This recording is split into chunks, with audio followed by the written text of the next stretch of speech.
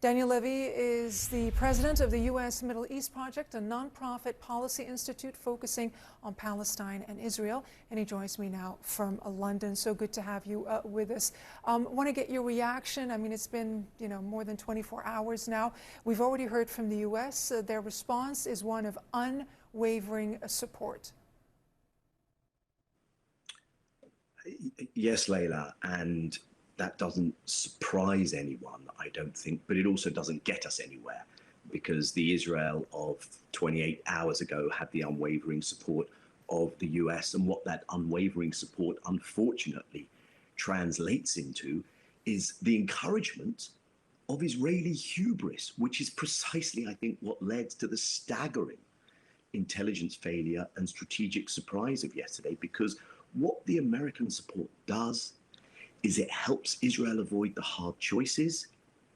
And those hard choices have to include, of course, making sure the horrendous scenes of yesterday are not repeated, and the horrendous scenes that we're going to see unfold in Gaza in the coming days, one imagines, do not take place. But the way to avoid those is not to say, we'll give you more military support, we'll give you more international support, we'll prevent any action at the UN. It means a long, hard look at what's going on, and a recognition that only a political outcome that rolls back the occupation, that ends the daily reality whereby yesterday morning, half an hour before this broke out, Israelis led a very normal life. Every single day of the year, Palestinians live a life where their most basic freedoms that we take for granted are denied every day. It's occupation, it's oppression, it's what many human rights groups across the world are calling an apartheid regime. And unless you unravel that, there will always be insecurity. I say this with great pain, but there can be no regime like this which feels secure. Now, for the moment, both parties are on a war footing. The Prime Minister declared a war on Hamas.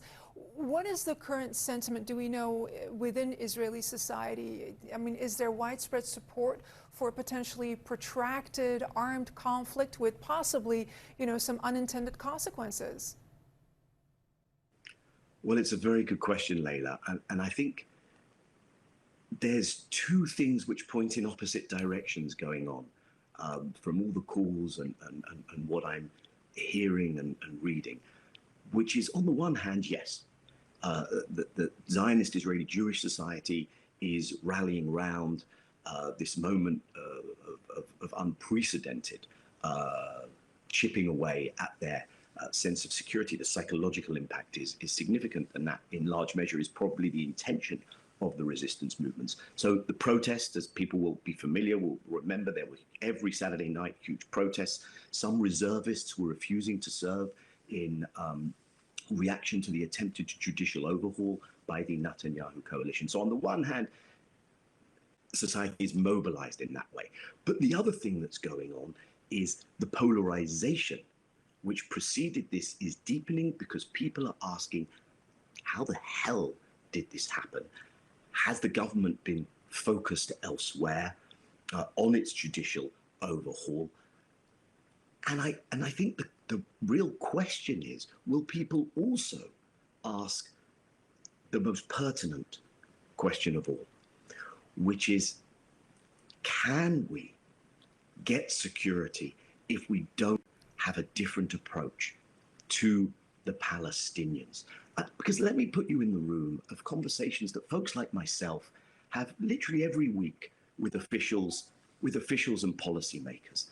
And those conversations go something like this: situation's terrible, it's getting worse, what can we do? And then you run through the options, and everyone acknowledges that there is an insecurity and an instability to maintaining this kind of aggressive occupation.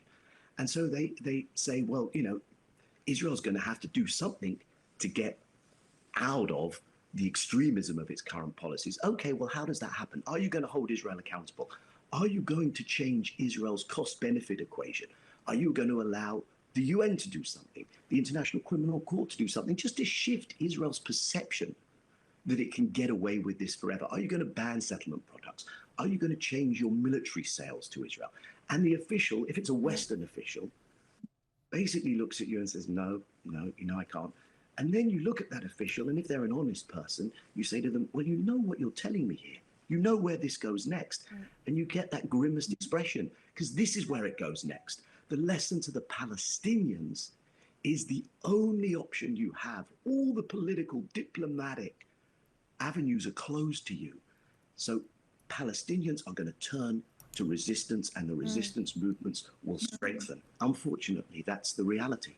Daniel, I want to get a final thought from you in a few words. It's going to be difficult, but we're in a very difficult situation right now because dozens of people are potentially have been taken hostage in Gaza, and we don't know anything about their well-being, and there are airstrikes taking place as well. Is there anyone who can help de-escalate at some point? Probably not in the next couple of days, but is there any interlocutor that you can think of that could help at least negotiate a ceasefire? Look, there are precedents, as you know, Layla, and so I think those channels are being attempted at the moment. I think you're right to say that in the very short term, those are unlikely to move forward. But there are people who speak to both sides. Unfortunately, America and the Europeans have ruled themselves out of that equation because they don't maintain connections to the Hamas side. But there are regional actors, the next door neighbors in Egypt. The UN maintains channels. The fact that there are prisoners of war / hostages being held means that there is that opening. So those channels will be activated. I don't think that's where it's going. All right, Daniel. So in that respect, you could have something, but if we just go back to the status quo ante, it's not enough. Daniel, thank you very much for sharing your perspectives with us. Thank you for this conversation. Daniel Levy.